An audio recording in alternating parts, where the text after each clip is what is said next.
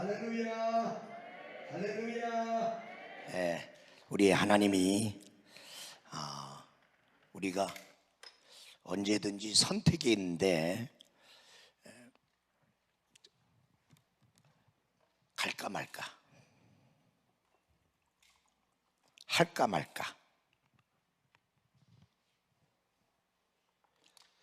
하나님께 예물을 드릴까 말까. 늘 우리는 선택의 기로에 서 있어요, 항상. 그런데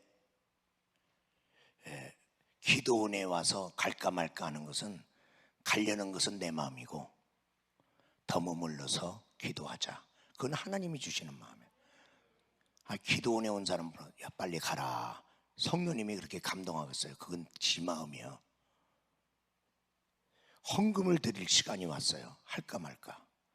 안 하려고 하는 마음은 내 마음이에요. 하나님이 하지 말라고 그랬어요.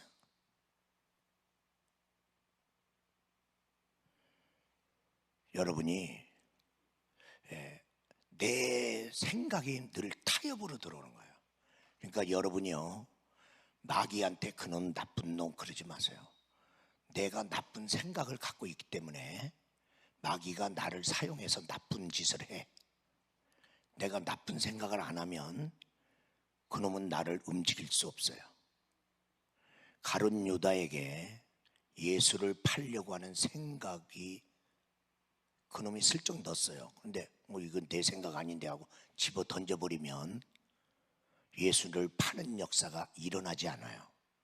근데 마귀가 예수 팔 생각을 딱 넣었는데, 나도 그 생각 했는데, 그러면 그 생각을 붙잡아요.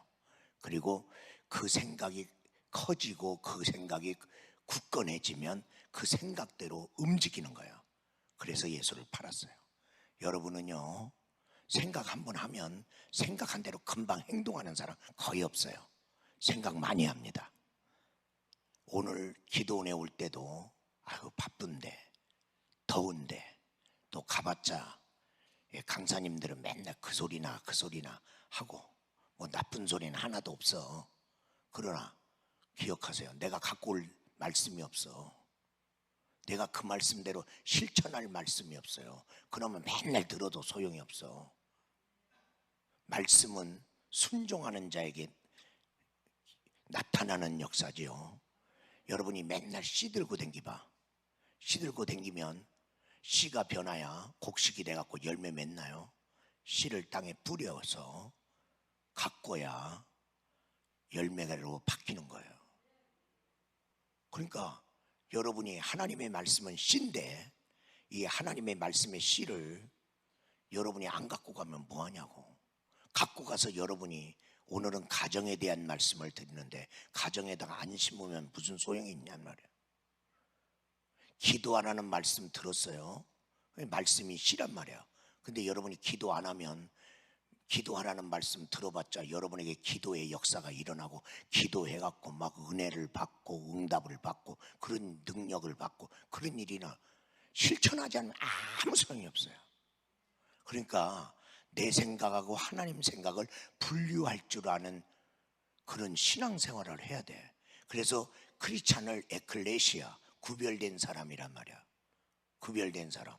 우리도 세상에 살아요. 세상에 사는데 주일날은 주님께 구별하여 주께 드리잖아. 그게 세상 사람과 다른 거라니까. 우리는 뭐 밥 안 먹나? 우리는 잠 안 자요? 다 해. 그런데 구별한단 말이야. 자, 우리도 죄를 져요. 죄송하지만. 안 지는 사람 손 들어봐. 없네. 나도 손 안 들었잖아. 할렐루야. 야, 그러면 다 죄를 짓네. 근데 세상 사람과 우리와 차이점이 뭐냐? 우리는 죄를 분리하여 주님께 회개함으로 갖고 와. 근데 걔들은 죄를 졌는데 그냥 죄 갖고 있어. 그리고 그 죄로 망하는 거고, 우리는 죄를 분리해서 주님께로 옮겼더니 주님이 내 죄를 받으시고 사함을 주신단 말이야. 구별된 삶이에요. 그리고 수입이 생겼어. 그럴 때 이건 내가 벌었다. 아니, 하나님이 축복하셨다. 하나님이 주셨는데, 하나님이 주신 건데, 하나님이 너 다 쓰고 나한테 11조만 내. 10의 1만 내라네요. 얼마나 감사해. 그래서 11조는 감사합니다 하고 내야 되는데 이걸 낼까 말까 낼까 말까. 왜? 직권인 줄 알고. 그러니까 여러분이요, 이게 정리가 안 돼 있는 거예요. 11조에 대한 정리도 안 되는 거예요. 여러분, 목사님 먹고 살기 어려워서 11조 처먹었어요. 그러냐? 잘 들으세요. 먹고 살기 힘든데 성경에 보면요, 첫사람한테 하나님께서요 에덴 동산 모든 걸 줬어요. 에덴 동산. 이제 그 가정에 필요한, 아담과 하와가 살잖아요. 그 가정에다가 모든 필요한 거 다 줬어요. 그러니까 그들은 부족하지 않아요. 부족하지 않은데, 근데 하나만 먹지 마라, 선악과만. 그렇게 했어요. 얼마나 감사해. 그 자기들이 만들었어? 에덴 동산 하나님이 만들었어요. 하나님 거예요. 하나님이 창조했어요. 그런데 너 가져. 너 갔는데 내가 원래 주인인 것만 인정하는 뜻으로 선악과만 네가 먹지 마. 나를 주인으로 인정하는 표시야 이거. 그런데요, 욕심이 있잖아요. 그래서 욕심으로 그들이 먹어요. 먹을 게 없어서 먹은 게 아니에요. 잘 들으세요. 11조는 여러분이 먹는 게 아니야. 먹으면 죽어. 먹지 마세요. 배고파? 그러면 기도하세요. 먹을 거 주셔. 근데 11조 먹고 나 복 주세요, 그런 소리 하지 마. 배고픈 가운데 기도하세요. 주신다니까. 하나님 주셔요. 여러분이요, 정말 가난한데도 사르밧 과부한테는 야, 마지막 떡이잖아. 그걸 구별하여 내게 드리라. 내게 드리는 마음으로 내가 보낸 내 종에게 줘라. 그랬어요. 내 종에게 마지막 떡이 올라온 거예요. 그리고 주의 종이 축복한 거예요. 아니, 올라와야 무슨 축복을 하지요. 아니, 뭐 어디다 축복해요?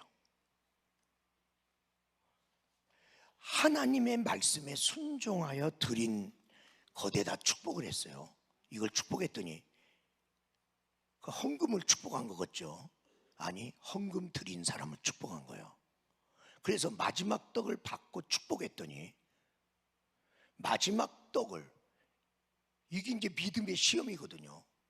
근데 그 사람이 뭐라고 그랬냐면 이 떡을 먹고 죽으리다 그랬어요. 그 마지막 떡 먹으면 또 떡이 생겨요, 안 생겨요? 생겨요, 안 생겨요? 생겨? 안 생기지. 먹으면 없어. 그래서 죽는다고 그런 거야. 마지막 떡 먹고 오늘은 안 죽어. 마지막 떡 먹었으니까. 그러나 내일이나 모레나 언젠가 죽어. 먹고 죽는다고 그랬어요. 그럴 때 엘리야가 한 말을 드려. 드리고 살아라 이 말이야. 드리고 살아라. 아니, 드리면 없는데, 먹을 게 없는데 산다는 거야. 너 드리면 너희 가루통에 가루가 떨어지지 않고 기름통에 기름이 떨어지지 않아. 누가 이 말씀을 믿으려? 보이는 떡을 믿지 누가 말씀을 믿으려? 그래, 말씀 안 믿어. 그럼 떡은 믿어. 떡은 있잖아. 그러니까 여러분이 하나님의 축복의 기적을 경험 못해. 하나님은 어떤 사람한테 없는데 드리라는 거예요. 없는데 드리라는데 아예 없는 건 아니라 하나 있어요. 하나님께서, 제가 평택순복음교회에서 성전 건축하고 있는데, 성전 건축하는데 하나님, 아니, 평택교회의 역사 속에 있었어요. 그리고 내가 그 역사를 들었어요.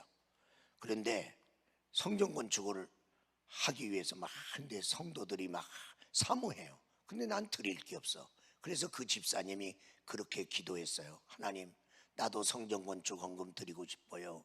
드리고 싶어요. 근데 드릴 게 없어요. 미안해요. 나도 드리고 싶어요. 어떻게 하면 성전 건축 헌금을 드릴 수 있을까요? 이렇게 기도했어요. 없는데도 자꾸만 성전 건축 헌금 드리기를 원해서 그런 기도를 했어요. 했더니 너는 드릴 거 있다 그래요. 하나님이. 나 없는데요? 그랬더니 하나님, 있다니까. 아니요, 있으면 내가 드리죠. 있으면 드리죠. 너 있어. 그 뭔데요? 전세금. 너 전세금 있느니라. 예? 가만히 생각해보니까 있네. 전세방에서 살고 있거든요. 너 전세금 드리고 월세방으로 가. 그러면 너는 드릴 거 있어. 근데 이분이 아멘 했어요. 아멘 했는데 남편이 걸려. 자기야, 지금 젊은 나이에요. 젊은 집사요. 그러니까 젊은 나이니까 성전건축 언제 또 한 번 언제 올란지 모르니까 이번 기회에 나는 성전건축 드리고 싶은데 없어서 못 드는데 하나님이 전세금을 찾아줬네요. 그래서 그거 드리라고 그래서 그걸 드리려고 하는데 남편이 걸린단 말이에요. 남편이 허락 안 하면 이거 안 되잖아. 그래서 기도하고 난 다음에 한참 기도하고 남편한테 가서 여보 우리도 성전건축을 해야 되잖아. 그렇지, 우리도 해야 되지. 그런데 우리가 드릴 게 없잖아. 그래. 그래요, 우리도 드리고 싶은데 못 드려. 그런데 내가 기도하다가 하나님이 전세금을 생각나게 했어. 우리 젊잖아. 우리 월세로 가고 우리 열심히 살아서 우리가 살면 되잖아. 전세금 하나님께 드리자. 그랬더니 남편이 착해요. 그래, 까짓 거 월세로 가나. 그래서 이제 내놨어요. 그때는요, 집이 팔릴 때도 아니야. 전세가 나갈 그런 계절도 아닌데 내놨는데 하나님이 신속하게 팔게 하사. 그래갖고 전세방에서 나오면서 그것을 강대상에 올려놨어요. 목사님이 놀랬어요. 아니, 이 집사님이 돈도 없는데 어떻게 이렇게 큰 돈을 들여놔. 그래서 목사님이 그 집사님 불렀어. 집사님, 돈도 없는데 어떻게 이렇게 헌금을 많이 드렸어. 그랬더니 여차저차 그 얘기를 들었어. 얼마나 가슴이 뜨거운지. 그래, 마음껏 축복했는데 내가 그 집사의 오늘날까지 이제 벌써 40년이 넘었나 4, 50년 계속 보는 거예요. 저 집안을 하나님이 어떻게 하나. 그 집안 거지가 돼갖고 집 없이 떠돌지 않도록 하나님이 책임지는 걸 보는 거야. 하나님이 책임져. 그 집은 이제 주님이 집은 책임져 줘야 돼. 왜? 집을 내놓을 수 있는 믿음이 있었으니까 집은 하나님이 책임져 줘야지. 물론 하늘나라에도 그 사람 이름으로 된 집이 있겠죠. 여러분, 말도 안 되는 말을 하나님이 할 때는요, 믿음 시험하는 줄 알고 그때는 무조건 순종해버려. 그런 거 훈련받지 않은 사람은 사탄아 물러가라 그러지. 왜 이런 말이 먼저 나가는지 난 모르겠어요. 왜냐하면 여러분의 가정경제에 문제가 있는 것 같아. 가정경제를 결정하는 사람이 누구야? 하나님 믿는데도 하나님의 믿음대로 물질을 사용하고 있냐, 구별하고 있냐 이 말이야. 하나님이 드리라고 하면 어려워도 드려. 그러면 하나님 기적을 베풀려고 하는 거야. 그 가정이요, 가난해서요 주의 종 한 번도 대접 못했어. 그런데 그 마지막 떡으로 주의 종 대접하고 나서 흉년 다 가도록 계속 대접하는 축복을 받고 자기들도 계속 먹고 살았어. 여러분, 교회에 성도들 많아도 주의 종 대접하는 성도 많지 않아. 대접할 돈이 없어서가 아니라 대접할 마음이 없어. 그랬고 목사님 알아서 누가 다 대접하겠지. 그리고 지는 빠져. 너는 대접하면 안 되냐? 그런데요, 어떤 분은 참 어려운데도 자꾸만 식사 대접한다고 그래. 나 환장하겠네. 집사님, 권사님, 저 아무 괜찮으니까 그냥 목사님, 그래도 제가 대접하고 싶어요. 어떤 때 교회에 부흥 강사님이 와요. 내가 우리 교회에 내가 35년 있는데 내가 왜 성도들의 재정 파악을 못 하겠어요? 다 알아. 그런데요, 지금까지 부흥회가 열려도 강사 대접 한 번도 안 한 사람이 있어. 돈은 있어. 근데 어떤 사람은 가난한데도 목사님 요번에 나를 꼭 강사 대접하는 사람으로 해주세요. 와서 졸라. 여러분은 누구십니까? 예수를 정말 하나님 감동되게 믿고 있냐? 부활하신 예수님이 갈릴리로 제자들을 불러서 그들 다시 결단시켰어요. 재현신시켰어요. 그것이 얼마나 귀한 것인지 이미 이제 사람들한테 소문났던 베드로가 그 갈릴리로 가서 주님 만난 다음에 너는 지금까지 헌신을 했는데 너를 위해서 헌신했느니라, 너의 헌신의 정체를 주님께서 드러내버렸어요. 너는 네가 높아지려고 헌신했지, 네가 너희 교회에서 인정받으려고 헌신했지, 내가 헌신자네 그거 보이려고, 네가 헌금 더 많이 내면 헌금 많이 내는 사람으로 사람들에게 인정받으려고 너를 위하여 헌신했느니라. 자기 포커스였어요. 그런데 이제는 그러지 말고 나를 사랑하느냐, 나를 사랑함으로 헌신해라. 양들을 사랑함으로 헌신해라. 사랑 포커스로 바꿨어요. 그리고 그는 사랑하는 마음으로 헌신하여 로마에 가서 거꾸로 십자가에 매달려 죽었다. 갈릴리가 이렇게 중요한 거예요. 나의 헌신의 방향을 바꿔준 거예요. 나를 위해서 헌신했던, 내가 복을 받기 위해서 헌신했던 사람이 이제는 주를 위하여, 양무리를 위하여. 저도 저한테 어떤 때 물을 때가 있어요. 너 너를 위해 목회하니, 성도를 위해 목회하니, 너 주님을 위해서 목회하냐, 너를 위해서 목회하냐, 너 행복하려고 목회하냐, 너 잘 살려고 목회하냐, 주님을 위해서 성도들을 행복하게 하기 위해서 목회하냐. 나한테도 물을 때가 있어요. 어떤 때 나를 위해서 목회할 때 같은 느낌이 들 때가 있어. 그래서 저는 선교지를 가끔 가는 이유는, 선교지 가면 선교사는요 자기를 위해 선교 못해. 맨날 어렵게. 근데 나는 모든 걸 갖고 있잖아. 그래도 성도들이 목회하신다고 배려해서. 그런데 네가 진짜 목사다. 야, 너는 여기서 영광을 구하겠냐, 편함을 구하겠냐, 구할 게 하나도 없어.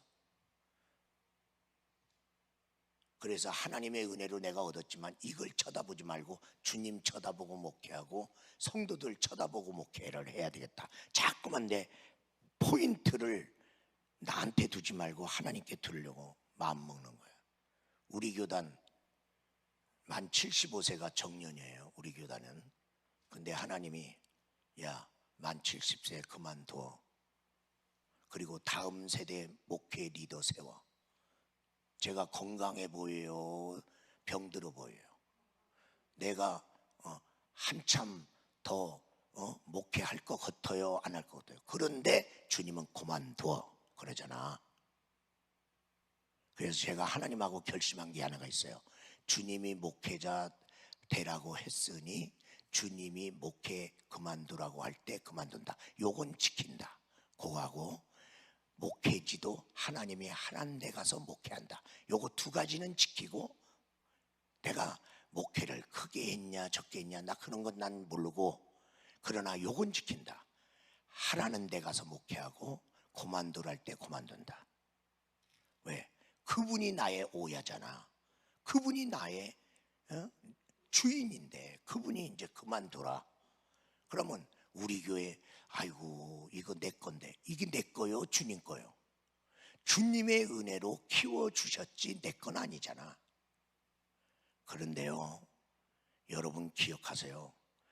남이 못 잡은 걸 잡는 것도 힘들지만 그거보다 잡은 것을 놓는 것도 힘들어. 그래서 내려놓음의 영성이 내가 무언가를 잡는 영성보다 커요. 그래서 기도하다 보면 하나님이 내려놓으라는 거 있어요. 그거 순종하기 시작하면 아주 복이 터집니다. 예.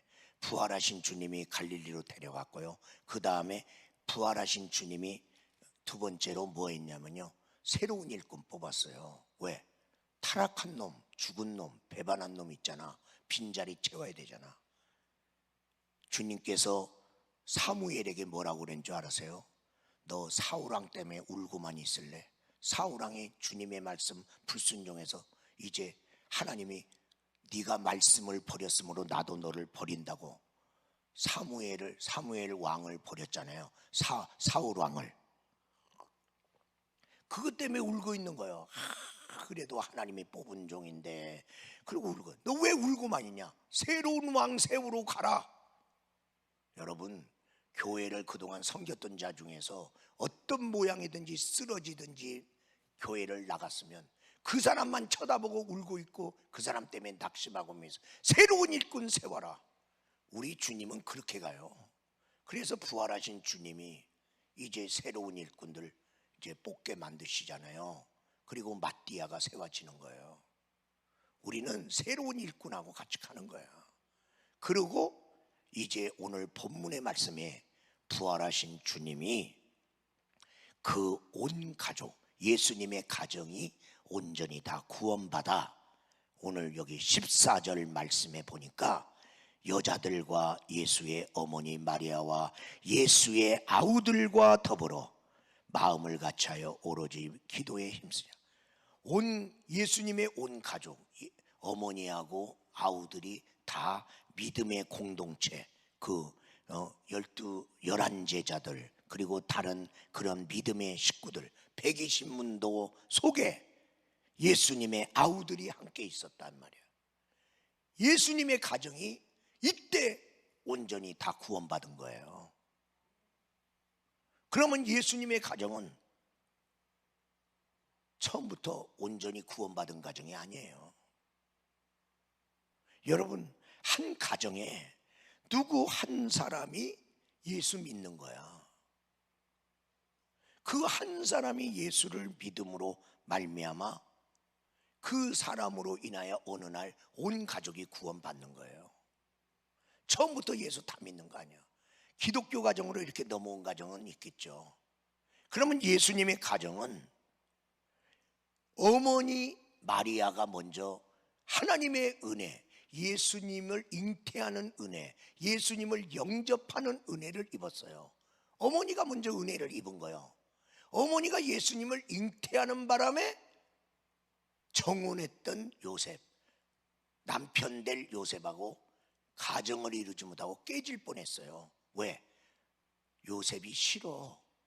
예수님을 잉태한 마리아가 싫다니까. 예수 믿는 마리아가 싫은 거예요. 그래서 결혼이 깨질 뻔했는데 신비한 체험을 남편이 해요. 그 남편이 참 이게 진실한 분이거든요. 절대로 막 이렇게 혈기 내고 그런 분 아니에요. 가만히 생각하고, 야, 내가 조용히 이 여자하고 결혼을 하지 말아야 되겠다. 아주 그래도 여자를 배려해야 동네에 이렇게 소문나지 않게 하면서 그래도 이 여자한테 내가 사랑했던 여자인데 상처 입히지 않고 끊으려고 애를 쓰는 사람이에요. 참 좋은 사람이에요. 근데 자기 생각으로는 이 여자 이해 못해. 이해 못하는 거예요. 신앙적인 세계를 인간의 머리로 이해가 되는 것이 몇 가지나 돼요.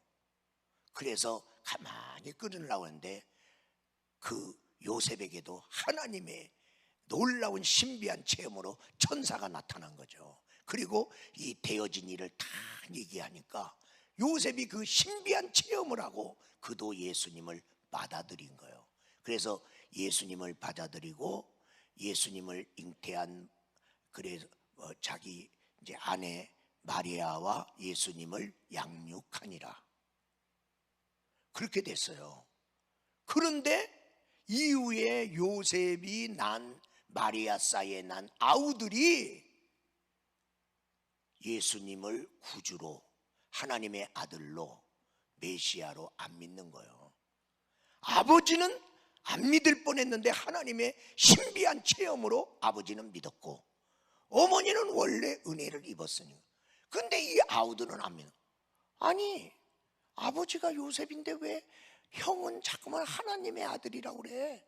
말이 돼? 이런 과정에 있어요. 저희 가정을 얘기할게요.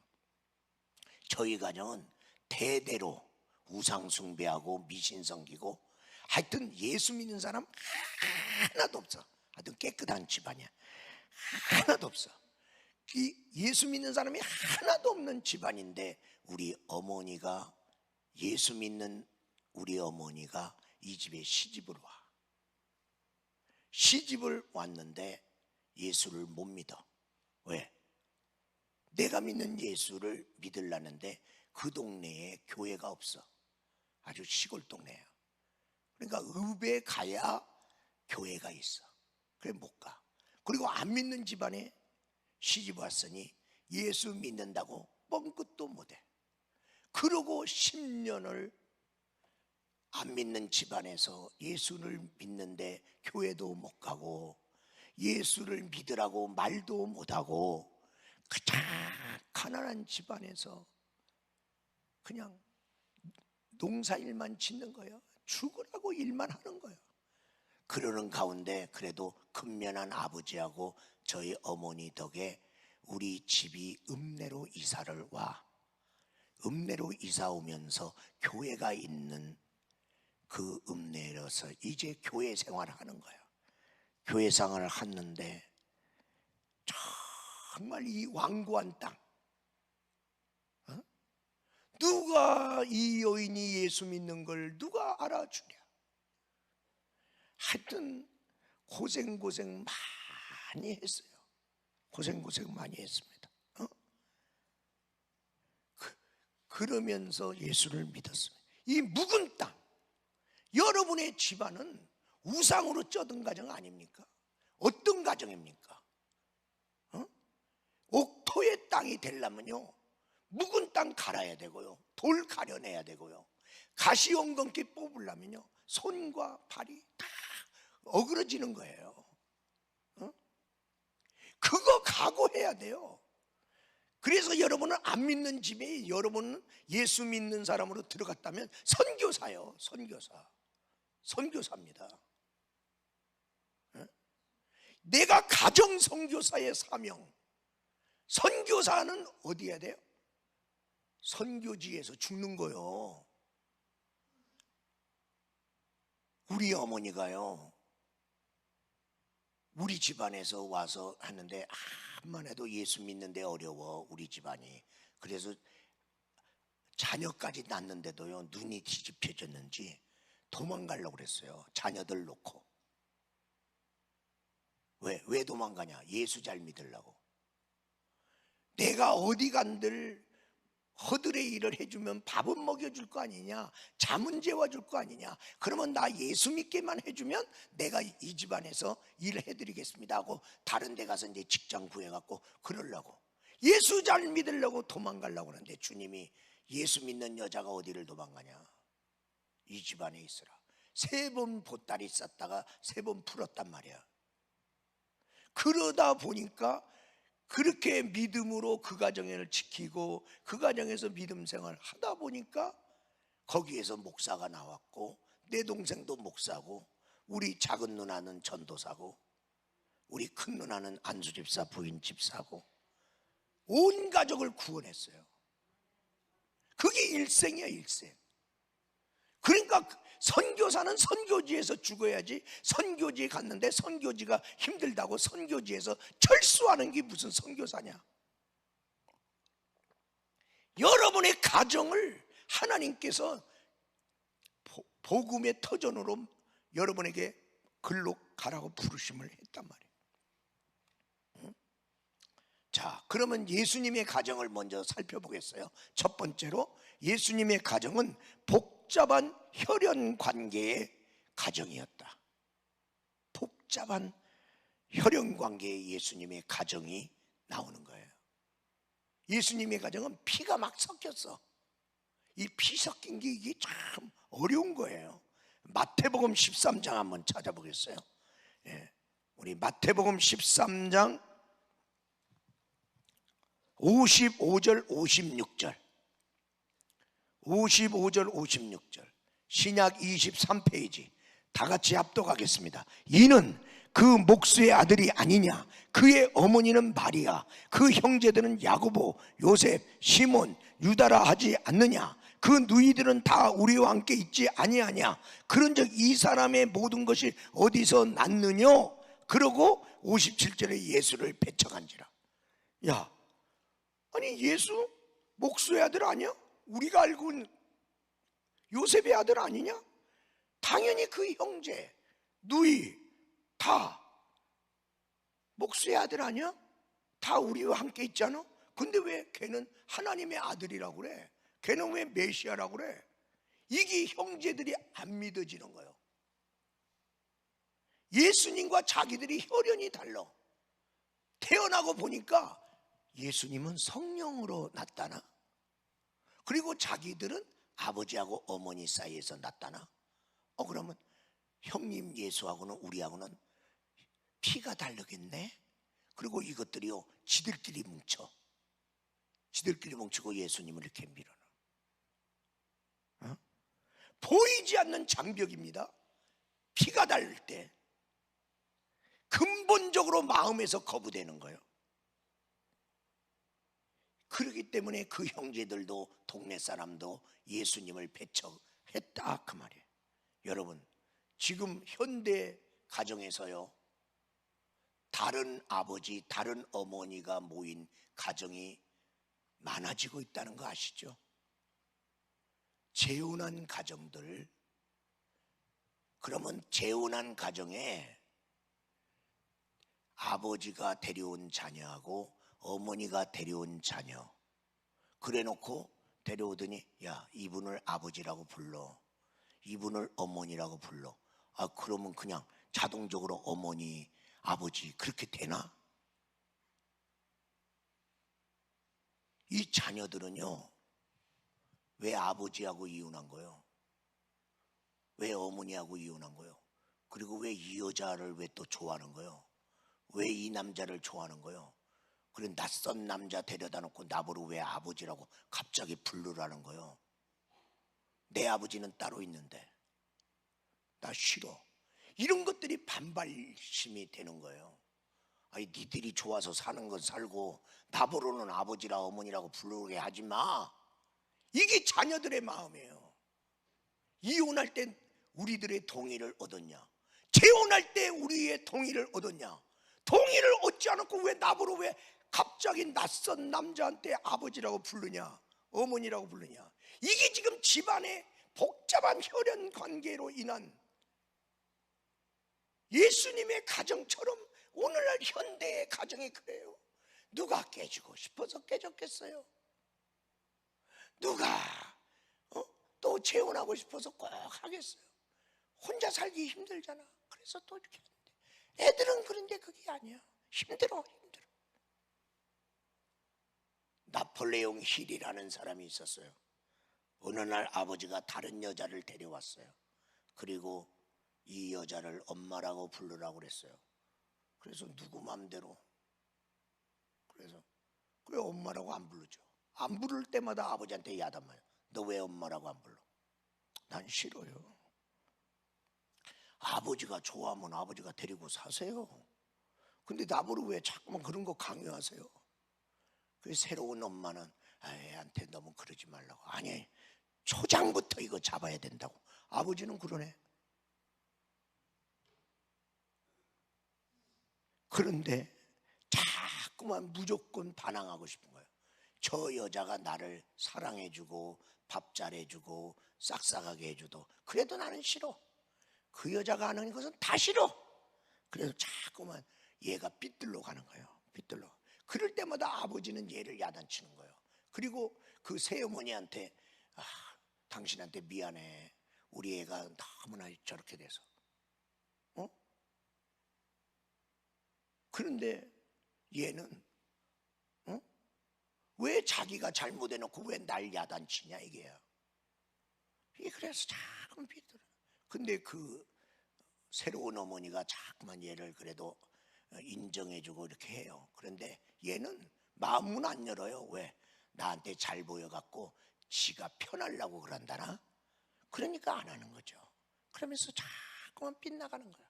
근데 이 아버지가 자꾸 야단치니까 아버지를 데리고 방 안으로 들어가서 당신은 아이를 양육할 자격이 없습니다. 저 아이는 나에게 맡기세요. 그렇게 화만 낸다고 되는 게 아니라, 그리고 이 시어머니가 그냥 인내하면서 기도하면서 얘가 삐뚤러 가든 말든 그런데 쇼한다고 생각했어요. 나한테 잘 보여갖고 지가 편하려고 저런다고 생각하는 거예요.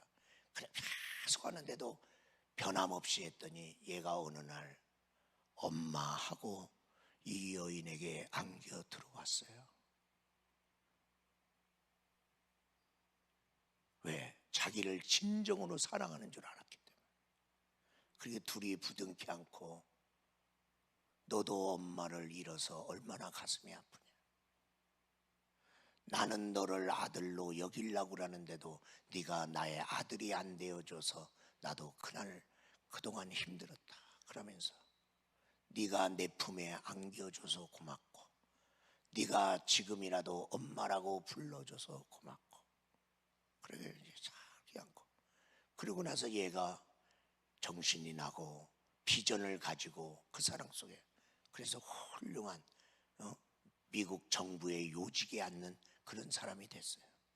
여러분, 이 역기능의 가정에서 이 자녀가 올바르게 자라게 하려는 거 어려워. 그러니까 이 예수님의 가정은요, 이런 복잡한, 그런데 요셉 아버지가 먼저 죽었어요. 그리고 어머니하고 있는데 이제 예수님이 형이잖아요. 그래서 졸지의 가장이 됐네요. 그래서 목수일을 하면서 동생들을 길렀어요. 그런데도 얘들은요, 형님 고마운 줄 몰라. 그러니까 중간에서 어머니가, 얘들도 자기 자녀잖아요. 예수님도 자기 자녀잖아요. 근데 얘들이 하나 안 되니까 어머니가 얼마나, 거기에 아버지가 좀 있었으면 기강을 좀 잡았을 텐데 아버지는 없고 그렇게 됐습니다. 지금은요, 다문화 가정도 들어왔어요. 우리나라 다문화 가정이 굉장히 많아졌어요. 어머니만 다른 거야. 아버지는 한국 사람이야. 근데 어머니는 필리핀 사람일 수도 있고 베트남 사람일 수도 있고 캄보디아 사람일 수도 있고 조선족일 수도 있고, 하여튼 뭐 이렇게 어머니가 다른 것 때문에요, 우리 자녀들이요 학교 가서 어려움을 많이 겪었어요. 이제는요 역전됐어요. 초등학교 자꾸만 없어지잖아요. 우리 한국 사람은 애를 잘 안 낳잖아요. 그전에는 한국 사람이 많고 다문화 사람이 좀 몇 명 있었어요. 지금은 어느 반에 다문화 학생이 8명, 한국 애가 2명. 다문화 애들이 한국에 왕따 시키는 거 아세요? 다문화 가정은 지금 애를 막 낳아요. 근데 우리나라 사람들은 애 안 낳아요. 그러니까 초등학교에 한국 애가 조금 있다니까. 우리나라 인구 지금 늘어나는 거 우리가 애 많이 낳아서 그런 거 아니에요. 근데 여러분, 기독교 가정은 무조건 새명날 운동해서요. 그냥 이게 애국하는 일이고 이게 기독교가 사는 길이에요. 왜? 기독교 지금 다음 세대들 다 무너졌어요. 여러분 가보세요. 장년부가 1000명 이상 되는데 아동부가 몇 명인지 보세요. 학생부가 몇 명인지 보세요. 그러니까 작년에 50명이나 100명 정도 되면요 주일학교 없어요. 주일학교 없다니까. 그럼 어떻게 하냐? 지금부터 20년 30년 동안 우리 기독교의 가정만이라도 계속 애 낳는다. 하여튼 3명 이상 낳는 걸 목표로 하되 2명까지는 무조건 낳아. 2명 낳으면 똔똔이요. 똔똔. 왜? 부모가 2명이잖아. 애 2명. 그러면 우리 죽어도 2명 남잖아. 절대로 1명 나면 안 돼요. 2명 이상 나야 돼요. 그렇게 이제 20, 30년 가면요, 세상에 있는 우리 한국 사람들은 애 안 낳잖아요. 그러면 다음 세대의 주도권은 기독교가 진다. 그냥 자동적으로 칩니다. 그리고 여러분의 자녀를 믿음으로 그만 키워. 그러면 기독교 세력이 그냥 생겨. 왜? 지금 MZ세대 얘들이 지금 주도권 쥐기 시작했어요. 40대 50대 이제 뒤로 밀려갔어요. 20대 30대가 우리나라 주도권 잡았어요. 얘들 옛날에 뭐 이념 사상 그런데 이제 휩쓸리지 않아. 걔들은 또 우리하고 또 다른 거예요. 그러니까 20, 30년 가면 우리나라 인구 반토막 날 때 기독교 다음 세대가 꾸준하게 우리 기독교 가정에서 애 낳는 운동이라도 잘하면 이게 교회가 사는 거야. 안 믿는 사람 오기를 바라지 말고 내 자녀라도 우리 교회를 채우고 내가 천국 가야 되잖아요. 그래서 내 자녀들에게 우리 교회를 물려주자는 거죠. 지금 복잡한 세상 속에 우리가 살고 있습니다. 예수님의 가정이 그렇게 복잡했어요. 보이지 않는 가운데. 여러분 겉으로 볼 때는 직분자의 가정이에요. 그 교회에서 볼 때는 할렐루야예요. 근데 그 집안을 들어가 보니 복잡해요. 제가 우리 교회 임직자 이렇게 금년에 세우는데 이렇게 뽑아보니까 상담 들어왔어요. 둘이 멀쩡하게 결혼해서 살고 있었는데 나도 모르게 지들끼리 이혼했더라고. 서류상으로 무슨 사유가 있었겠죠? 그러면 장로 못 되거든요. 이혼 사유 있으면 장로 못 되겠단 말이에요. 왜?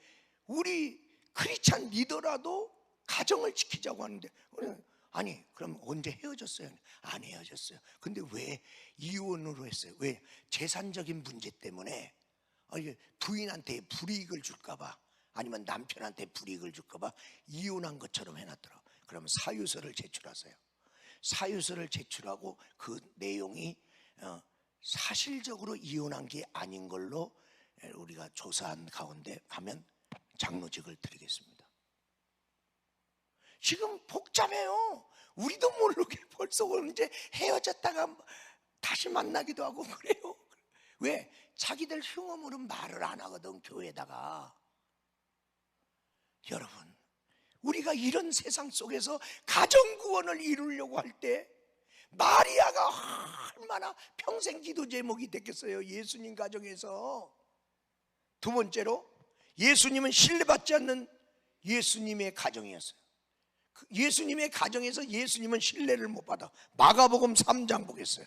마가복음 3장 20절 21절 성경에 보면, 집에 들어갔으니 무리가 다시 모임으로 식사할 겨를이 없느니라. 21절, 예수의 친족들이 듣고 그를 붙들려 나오니 그가 미쳤다 함이더라. 22절, 예루살렘에서 내려온 서기관들은 그가 바알세불이 집혔다 하며 또 귀신의 왕을 힘입어 귀신을 쫓아낸다 하니. 30절, 이는 그들이 말하기를 더러운 귀신이 들렸다 함이라. 예수님의 형제들과 예수님의 그 친족들이 예수님 잡으러 왔어요. 왜 잡으러 왔냐? 미쳤다 이게야. 예수가 미쳤다는 거예요. 그가 하는 말이나 행동이 이상하다는 거예요. 그래, 그냥 저렇게 떠돌아다니고 자꾸만 저렇게 왔다 갔다 하게 놔두면 안 돼. 그러면 우리 가문이 먹칠이 돼. 쟤 잡으러 가. 왜 미쳤다고 또 확신하느냐? 22절에 보니까 예루살렘에서 온 서기관들이 그는 바알세불 귀신의 왕이 집혔다고 함이러라. 서기관이 누구예요? 그때 종교 지도자 3, 바리새인, 사두개인, 서기관. 종교 지도자야. 성경 필사 아무나 못해. 서기관만 할 수 있는 자격. 그때는 이 나라에서는 이게 굉장히 중요한 직책입니다. 성경을 기록할 수 있는 사람, 서기관이야. 근데 그 서기관이 말하기를 예수는 바알셉을 지폈어. 아니 권위자가 그렇게 말을 하는데 예수는 정말 미친 사람이구나. 그러니까 미친 사람 돌아다니게 하면 안 되지 하고 친족들이 지금 형제들하고 같이 예수님 집에 데리고 가려고 잡으러 온 거예요. 여러분, 가족들이 볼 때 미쳤다고 보는 예수님을 누가 따르겠어요? 누가 예수님을 옳다고 여기겠어요? 여러분이 집안에서 예수 믿어요. 여러분을 집안 사람들이 신뢰 안 하는데 여러분이 있는 예수를 믿기 위하여 교회에 누가 나오겠어요? 신뢰가 안 되는데. 이게 가족 구원의 장벽이에요. 또 하나, 가족들이 안 믿어주는 거예요. 가족들이 안 믿어요. 여러분, 예수 믿는다는 이유로 가정에서 따돌림 받고 핍박받는 일이 얼마나 많이 있고요. 구박받고 가정에서 옛날에 쫓겨나기도 하고요. 어떤 때는요 교회 못 가게 하려고요 머리 깎아버리고요. 어떤 때는 묶어놓기도 하고요. 예수 믿는 여자 하나 우리 집에 들어왔다고 가정 망했다는 소리 많이 들었어요 우리. 그리고 교회에 미쳐서 저랬다. 교회에 미쳐서. 저희 어머니가요 열심히 일하시는 분이에요. 근데 주일날은 일 안 해요. 우리 조그마한 가게가 있고 우리 아버지는 5일장으로 일하러 다녔어요. 그리고 이제 틈틈이 농사졌어요. 근데 우리 어머니요 주일날은 가게문 딱 닫아버려요. 우리가 아주 잘 사는 집도 아니고 그냥 겨우 밥 먹고 사는 거예요. 근데 우리 어머니는 가게문 딱 닫아. 왜? 오늘 주일이다. 나는 예배 드리러 가야 돼. 그게 우리 아버지는 싫어요. 가게문 닫지 마라. 그리고 주일 저녁에 가라. 내가 이제 장에서 돌아오면 나하고 체인지해서 그러면 너 주일 저녁. 아니 나는 주일 낮 예배 드려야 된다. 다른 날 내가 쇠가 빠지게 내가 일을 할지라도 내가 주일날 나보러 일하라고 하지 마세요. 우리 어머니가 얼마나 작지만 대심이 강해요. 그렇게 딱 하는 거예요. 당신은 얼마나 나를 호강시키려고 그래. 나 호강받는 거 싫어. 나 예수 믿게 놔둬. 그러고 하는 거예요. 그런데도 일 안 하고 갔다는 소리 안 들으라고 토요일날 빨래할 거 다 빨고 집안일 청소할 거 다 청소하고 반찬이나 뭐 이런 거 다 준비하고 그리고 다 집안 사람들 먹을 거 다 해놓고 주일날은 그냥 가서. 왜? 예배만 드리고 올 수 없잖아. 내가 직분자잖아. 그러면 오후에라도 또 일을 해야 되고 교회 일도 하고. 그래서 맨날 자식 새끼 밥도 안 해주고 간다는 소리하고 일 안 한다고 하고 교회에 정갈한 옷 입고 가면 교회에 기둥서방 있다고 바람나서 저런다고 악소문 터뜨리고 그런 소리 다 들으면서 울면서 신앙생활 했어요. 그러나 믿음 지켰기에 그 시에서 목사도 나온 거 아니에요. 제가 목사님한테 새벽기도 배운 거 아니에요. 우리 어머니한테 배운 거예요. 나는 그래 새벽기도가 쉬워요. 그리고 우리 어머니가 하나님 돈 다 구별하여 11조 내는 거 다리는 거 많이 봤거든요. 이거 뭐 하는 거예요? 하나님께 드리기 위해서 구겨진 것보다는 다려. 그래서 다려서 주고. 하나님 돈은 정갈하게 드려야 되는구나. 꼭 드려야 되는구나. 그렇게 드리는 걸 봤어요. 그래 주의 종 섬기는 거 우리 어머니를 통해서. 왜? 내가 심부름 했잖아요. 그래서 다 하면서 다 신뢰받지 못하니까 따라서 어머니를 따라서 안 믿더라고요. 그러나 꾸준히 변함없이 이 가정 지키고 이러면서 우리 어머니를 통해서요. 우리 아버지가 본 게 뭐냐? 우리 아버지가 더 많이 벌었어요. 근데 우리 아버지가 버는 돈은 어디로 새나가? 구멍이 뚫려갖고. 근데 우리 어머니가 버는 돈은 조금이야. 조금인데 그게 안 새나가. 그리고 그게 가정에 유익하게 써져. 나중에 보는 거예요. 우리 어머니를 하나님이 축복하는 걸 우리 아버지가 보는 거예요. 자기는 맨날 뛰어댕기는데 자기는 복이 안 되는 걸 자기가 보는 거예요. 그래서 부모님들도 다 예수 믿게 하고 우리 아버지도 이제 예수 믿고 온 가족, 그리고 우리 작은 아버지, 작은 어머니, 우리 일가 친척, 우리 어머니 하나로 다 구원받은 거예요. 그리고 우리 아들이 이제 둘인데 둘 다 목사잖아요. 얼마나 감사한지. 아니, 목사 아들이라고 다 목사 아니에요. 근데 얘들이 목회길 간다는 거예요. 그리고 얼마나 감사해. 마음이 짠하면서도 이 길이 그렇게 쉬운 길은 아닌데, 그런데도 이 길 간다는데 얼마나 감사하냐. 얼마나 감사해. 목사가 예수 안 믿겠어요? 여러분 지금 신뢰받지 못하고 가정에서 예수 믿는 여러분, 예수님도 그랬다니까. 신뢰받지 못하고 그러나 끝까지 하나님의 사명을 감당하고 갔어요. 그러더니 세 번째로 오늘 사도행전 1장 14절을 보니까 마리아, 어머니 마리아와 예수님의 아우가 믿음의 공동체 11명의 제자들과 더불어 120문도와 더불어 그들이 모여서 마음을 같이하여, 따라서 합시다. 마음을 같이하여. 그냥 할 수 없이 나와서 앉아있는 게 아니라 마음에서 우러나서 기도에 힘쓰니라 성령을 사모하는 자들이 된 거예요. 왜? 부활하신 예수를 봤거든요. 그동안 별말 안 해도 안 믿었어. 근데 죽은 거 봤거든요. 근데 예수님이 살아났네. 형님 예수가 한 말이 거짓말이 아니구나, 진짜구나. 이렇게 체험이 중요한 거예요. 맨 틀리지 않는 말에도 안 믿어. 안 믿는 데는 참 미치겠더라고. 근데 부활하신 주님 딱 만나고 나니까 믿잖아. 여러분, 제자들은 믿었나요?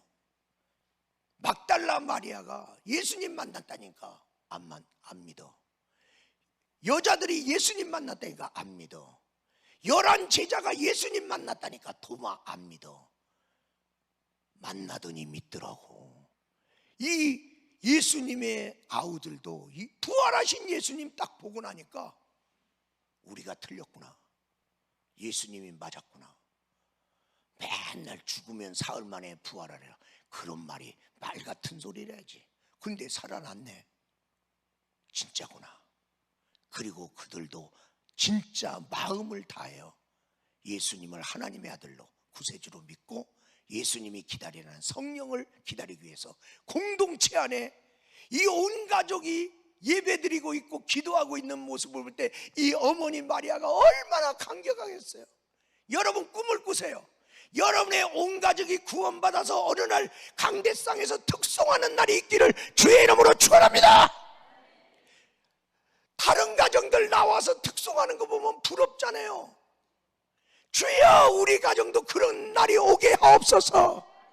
예수님의 가정도 그런 날이 언제 올 줄 몰랐어요. 근데 어머니가 이제 보는 거예요. 내 사랑하는 자녀들, 아우들, 예수님의 아우들이 다 교회에 들어와서 기도하고 있는 모습을 볼 때, 그 중에 야고보, 주의 동생 야고보가 야고보서를 기록했잖아요. 놀라운 변화 아닙니까? 여러분, 주의 동생 유다가 유다서를 기록하잖아요. 놀랍지 않습니까? 징그럽게 안 믿더니 부활하신 주님 만나니까. 그러니까 여러분 기억하세요. 예수님 십자가 죽었다는 얘기만 하지 마. 부활하신 주님, 지금도 살아계신 주님, 이 주님을 만나야 확 변해. 응? 하나님의 놀라운 역사가 이런 거예요.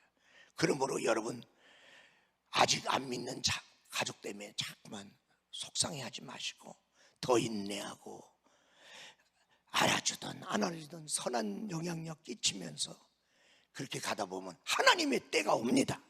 하나님이 그들 예수 믿게 해주십니다.